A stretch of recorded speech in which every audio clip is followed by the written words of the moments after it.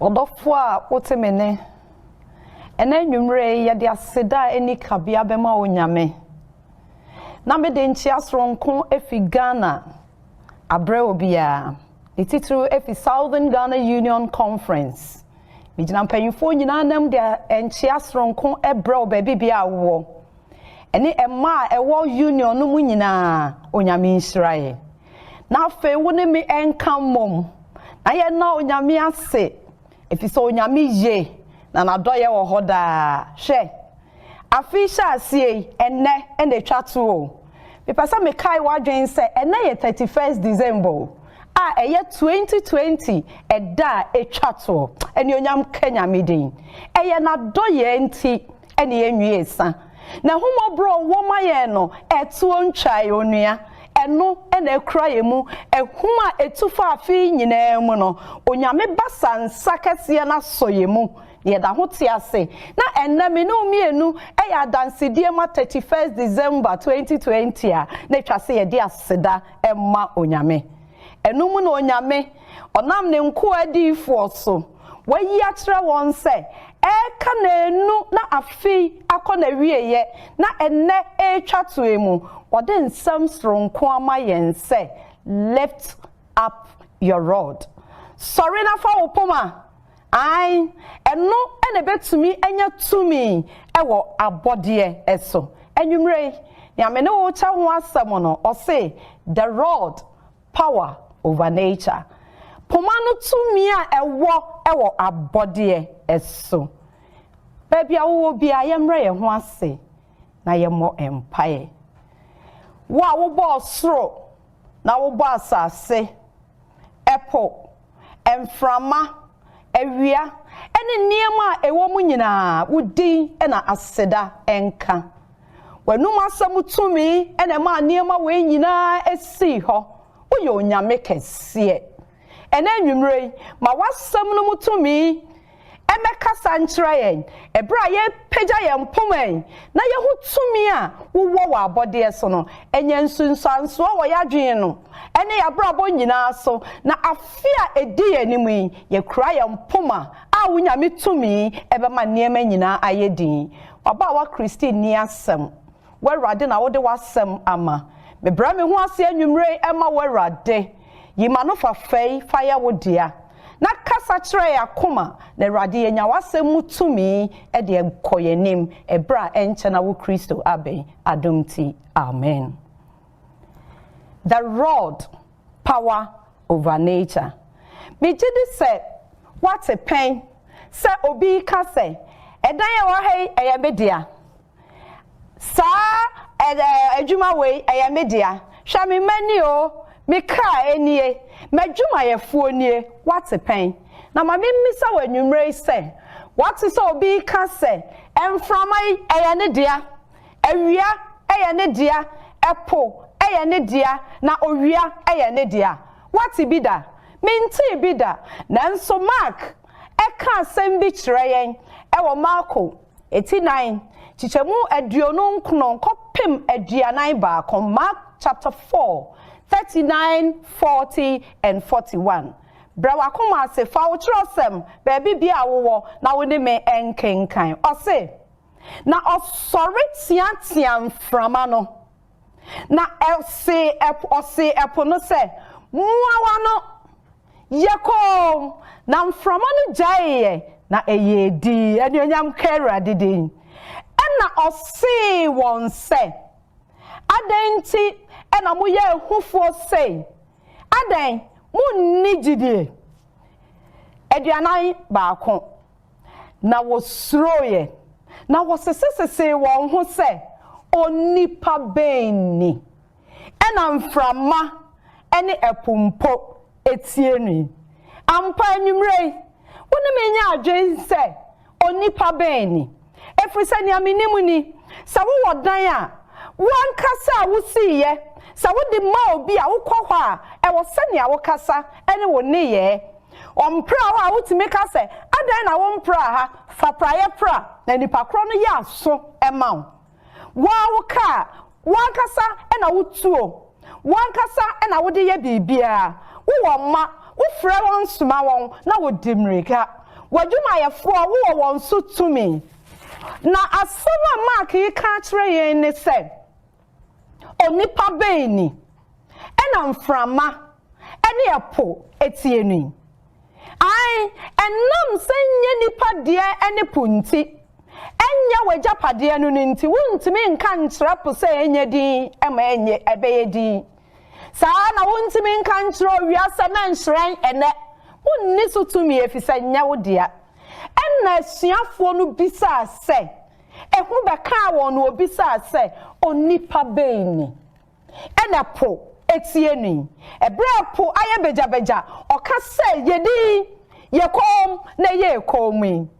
onua eye Yesu Kristo eye Jesus Christ onyame ba no ni osha asie mfiti asie no wo ho na oka ode nanum asam ka se epo enkogu ha na otie nu no okogu ho no na waka se awia enhran epo emra ene entremu ni asase ne niema a ewom emframa emfa no onno ene kasaye efise na eye ne dia efise na onno ene epowura onno ne epo ene asroche a ebo no onno nkuto ene otimi kasa ma eye din ono no wo tumi na numa sam no de bo sa niema nyina mframa ene bibia wo wiase mu abode no nyinara a wo hu wo wiase mu no eye na numa sam o ene wo de boye enu nti se bibi ikochima e wo poso a ono na numa sam kuto ene betumi amana yedin enra megidi se ye kan ye hu se ye mpega ye poma no na ye pega ye ne hu se e wo tumi e wo ya ho omre so the rod power over infirmities ema bibi biara eye ohomre e wo nipadua mu no poma no etumi ma ne ye din sa Jesus Christ o ma po ye din the tumi ene tumi ma ahomre nyina afiri ho eno mu se oba asase so no bebe biara obekọ no wo hu ni tumi mu ni oye no enipa botwi edi nachi se yakasa Yesu aba ha ekro ni nyina ebotwi edi Jesus Christ echi dakro na namo anoko pie epo ano na eho ensio no ano no ena kro ni nyina te se Jesus Christ aba ho na owotumi a ode ye ensentrene owotumi ewa ahomre sunti no won nyina akọ ne nchen na da no okasa kire won bebre eda no obu won be okasa wo abebuo mu bebre kire won sa da no no ka abebu sem a efa okuane bia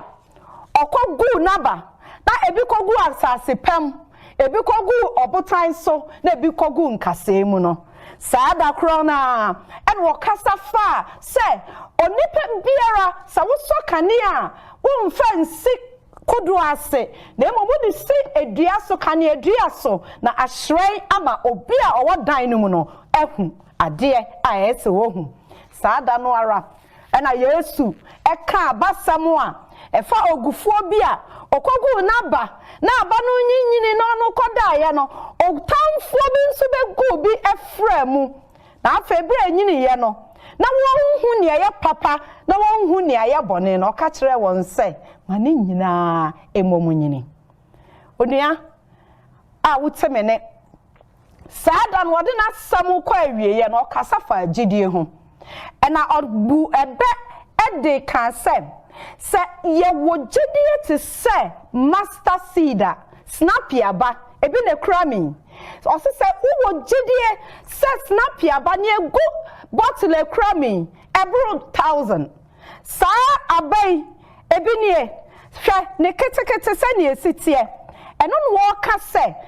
obi biara e wojidie te se sa snap yaba mu ba kokra se ne etie bia nka wo betumi akasa ama mepa no nyame boye no etutu na obu asuafo no be okasa wie ye no na ade asa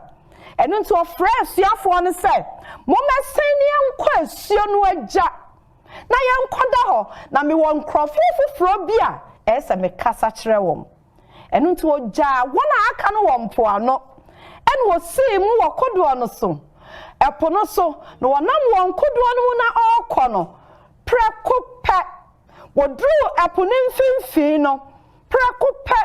wan ho baabia bibi free wo ho semframa kasie bi ebofa epono so afe na ehum etu afe na edenche kodo no na ewo so ensio hyasie se eba kodo no mu so hyasie bamu no asiafo no hunu se won waye adwuma wo poso pen enti wo mo sua hunu omo experience e wo poso enti wo hyasie de won nipa animude won poso akwantuo nimude e hyasie se wo be hare kodo no wo be sesamu nsuo na won ye nia wo betumi bia na wona ho oden pemoye no ho no wo kai se Yesu wotumi no one no wo ekodo no mu nanso wahwehwe ne hia no wo hu no afa wo kodo no baabi a Yesu wada ho epono ewuso no watetie mu ne nyina no na wonte enti wo dis enekasie bo no enyane no eka se enti ye mimu miwi emfa wo ho enti ye miwi wo hunu ye na Yesu sorry ye no ohwe asiafo no ene wokogina ekodo no soro na opagya ne nsa na otiantia mframa no na ose epo no se muawa no na eye kom na mframa no ejaye na eye di ene onyam enkera didin Yesu Kristo ono ene epura ono ene po asroche etie nene ono ena body a enia so ne hwene ne ani no okasa wote nene na wo hunu se ampa wonwura no abo epni won Yesu Kristo ema epo no eye din eho da siafo no suroye ne won ne ho ye won wanwa na wosese won ho se onipa ben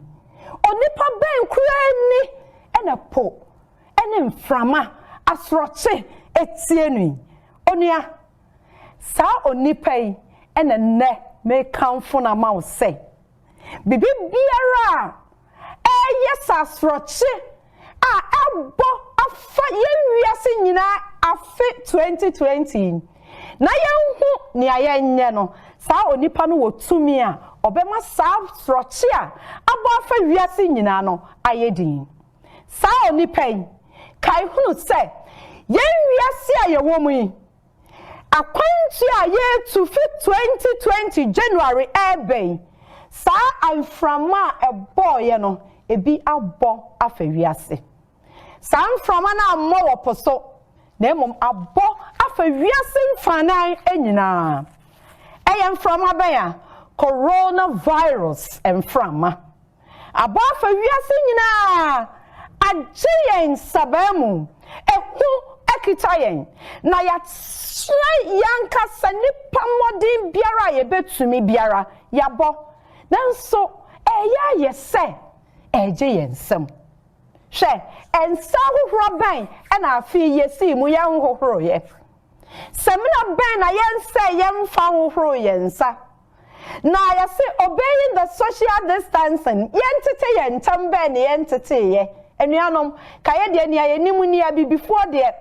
atu ye de eyefa no kwa enesa wodi afia mona na eba no ofrɛ se brabehia me airport mpa na wo yam hyehyew enkane no de so obi fia brochire ba o ne edimrika abusua nyina tumetena ka mu eba ebehia ne kwan ewo airport nanso coronavirus mframenti enne yentumi mponchia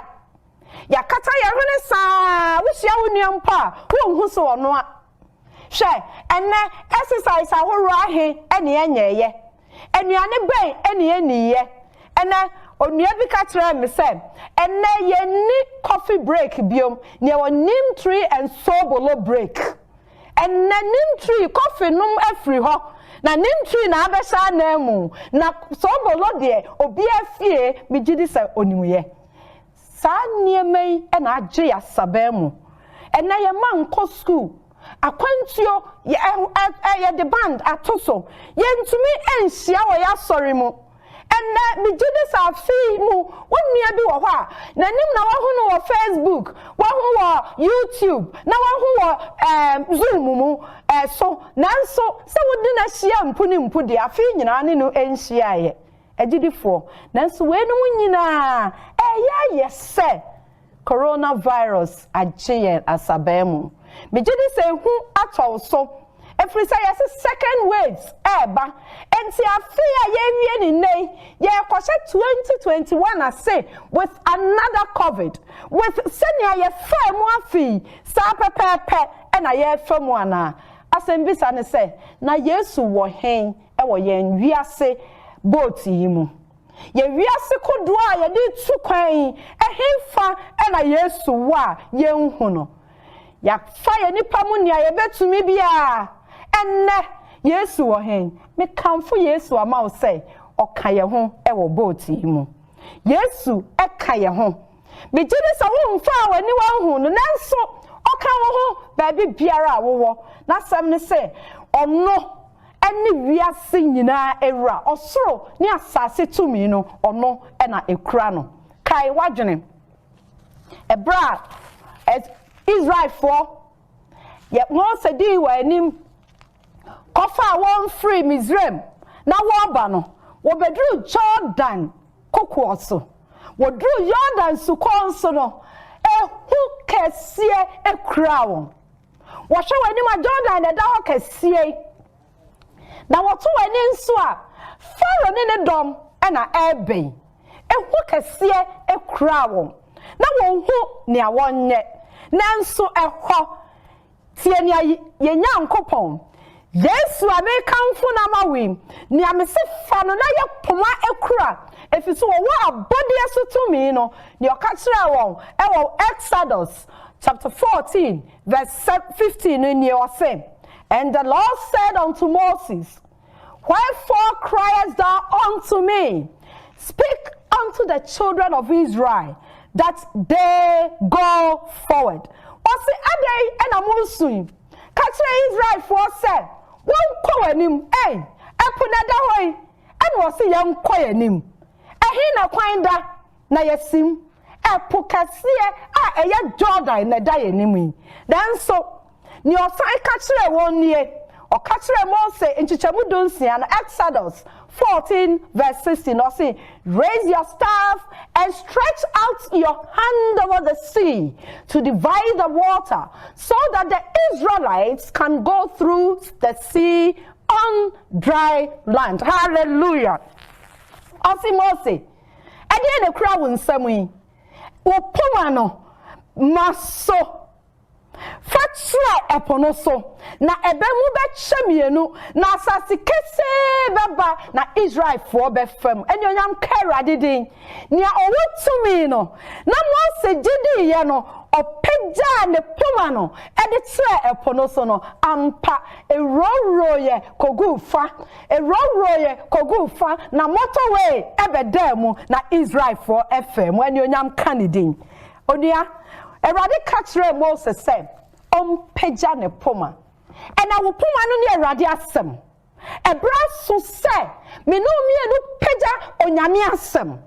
Me no mi kenkai bosa horo onyame dia mayen a etre se ehum biara ebetu ewo ya brabo mu no owo so etumi. She ebra dru said ye peda ye ntrosem no if you say ye rade asem a eno no Jesus Christ na ono ene wo ehum ene mframa nia eto ewo wiase ono nko a ene wo the power over nature onua me bisa o say hu abon ehu abon ana na me ne odia bi di nkomo na anu ya o say ma Christian hu kutame yes say na bo na me say free hin na bae wo se hwe yes coronavirus vaccine no ye de wowo a ebe fo wadwen nyina so wontumi nto wontumi nya hwenia aduro no be ka kire wo say ye no eno na ho ye onua ebra dru se wo fo nyame asem na atete a wote no kan fo nyame asem mu pagya nyame asem no na eno ene wo tumi a ebedi wadwen eso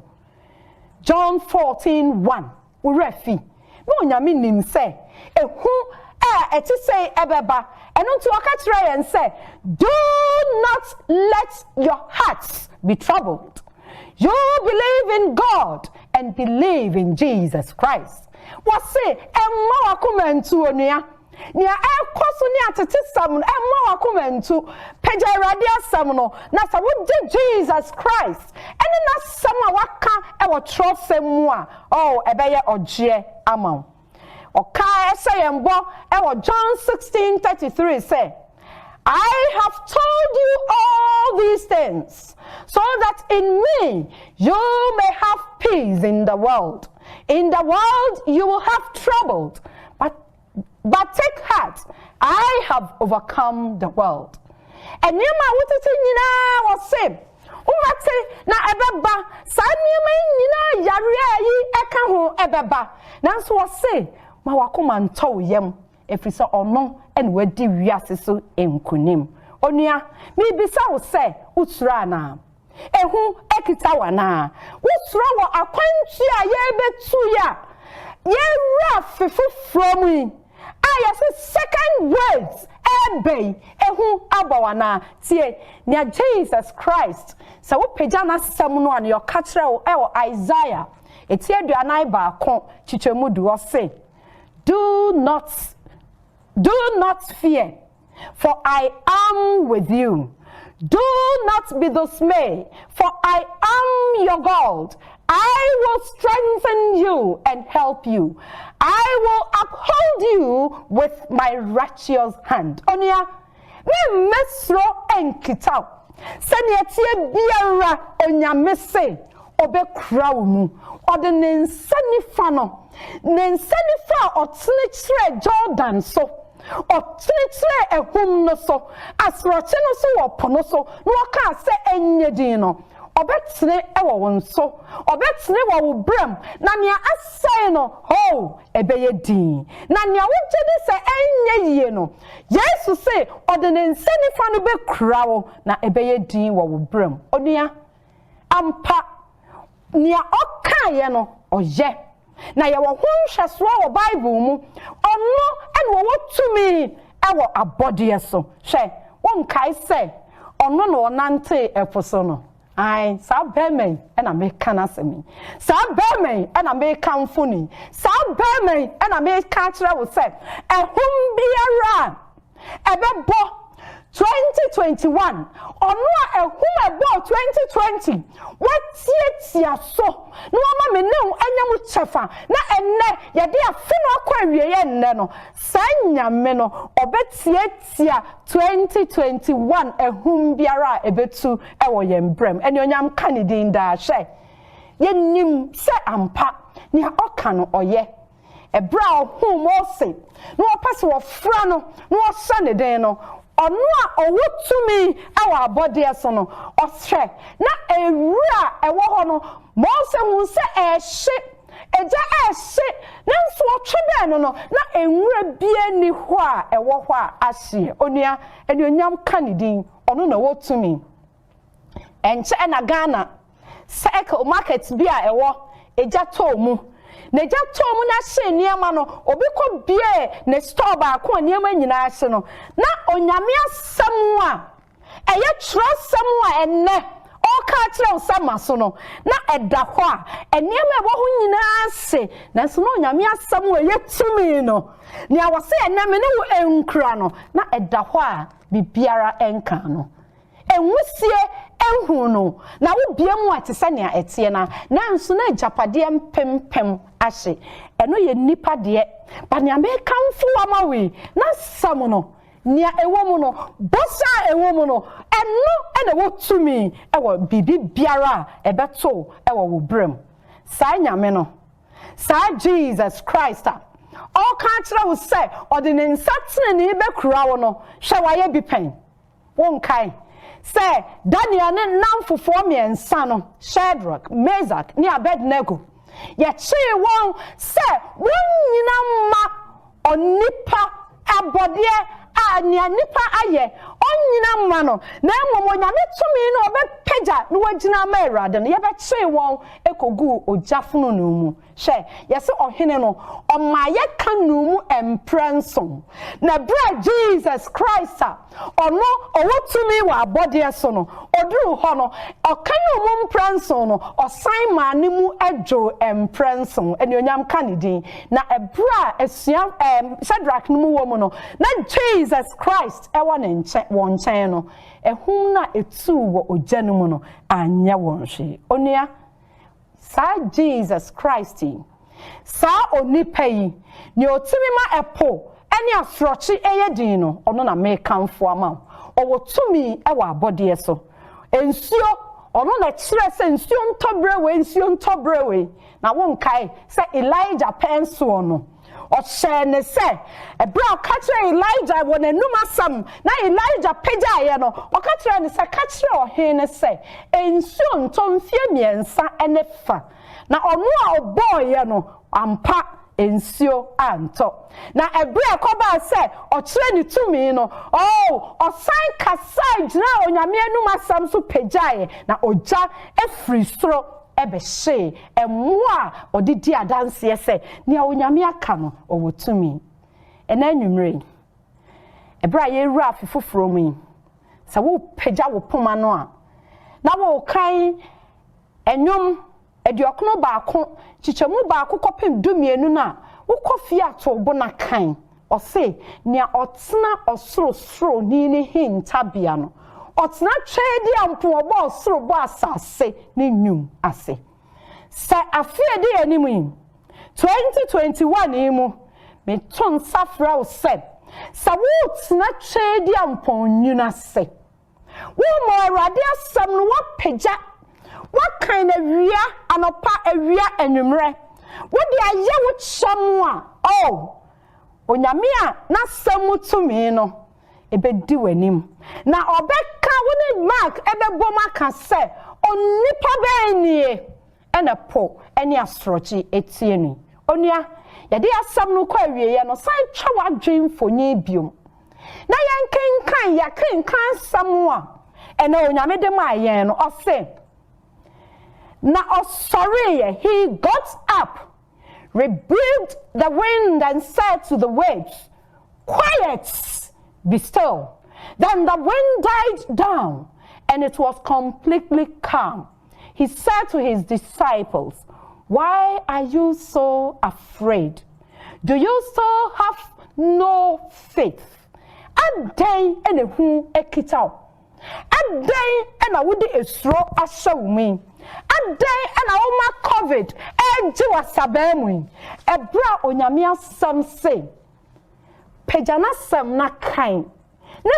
Na na Jesus Christ. Owotumi ewa abode eso no. Owotumi ewa wabrabo eso. Owotumi wo ehun biara ebetuo. Nya me pesa me ka kire woni ebra ye de yasem kwa awie ye ne se. Empo ekoba se afie di yanim. Sa ahum no mu ye kase mpa kai se wose se wo gidie te se snap ya ba. Obetumi ama mepo etutu. Erade masa gidie no enhye mu. Wose adan na wonni gidie. Me mpai bone se erade ma afia ye wuramu. Afia ye wuramu 2021 mebra me gidie enya fronko efri se me pagya me poma eye erade asem no na me kenkan na ne bose biara waka ewo me brem no me gia tumu na hum biara be bono minim se me nsuro na odene tenene ebekura me erade nhyiraw erade nka wo ho erade nsiesie erade ma wo gidi asententem erade a wasoa yen okore ntaban so na wama ehuma ebofa wiase afimu no akona wieye na enne ye de aba wieye no ono ankasa onfa ye ntwa ebra ya pagya ne poma ewotumi wo abode so no oni anim na megede sa afese sa enso ye be hyiamu biom ye beto ozana ama erade ebe ye ho ama ode a pagya wo poma no efri se ewotumi ewo abode so onyame nhyira onia ye mompaye osoro hene yada wase ena anwumre wayi hu adi akire yen wa me ate wo ne sampa wo tumi ewa abode so anwumre asedan kaudin ebra yede yambra akakakra ne awura afifu froimu yesraw epo asro chi biara ebebo no onyame ma enye din na siesie yambra ema daache enkwagye no na se wo pia yenya ogye ama yenkra be de tiefo nyina hya wo nsa se ma wasem mutumi no bibi biara aye ohaw aye suro aye dadwen aye kodan na wo de brem no ma wasem mutumi no enso ni mu fa wonsa nifa esoyemu na siesie yempe ema ade nyina ye bisa ewo Jesus Christ di monti amen.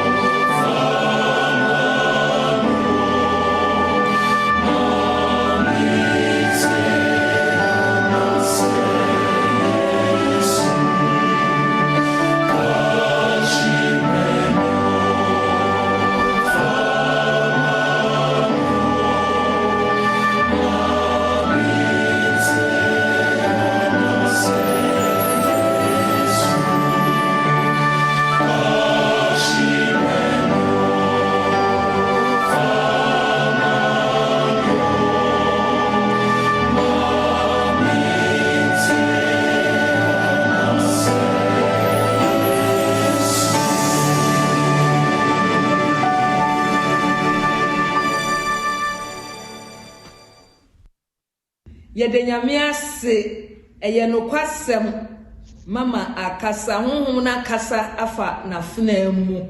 wama yɛhunu tumi a abaa no wɔ ɛwɔ abɔdeɛ so wama yɛhunu sɛ ehum ne asorɔkye bɔ no Yesu kasae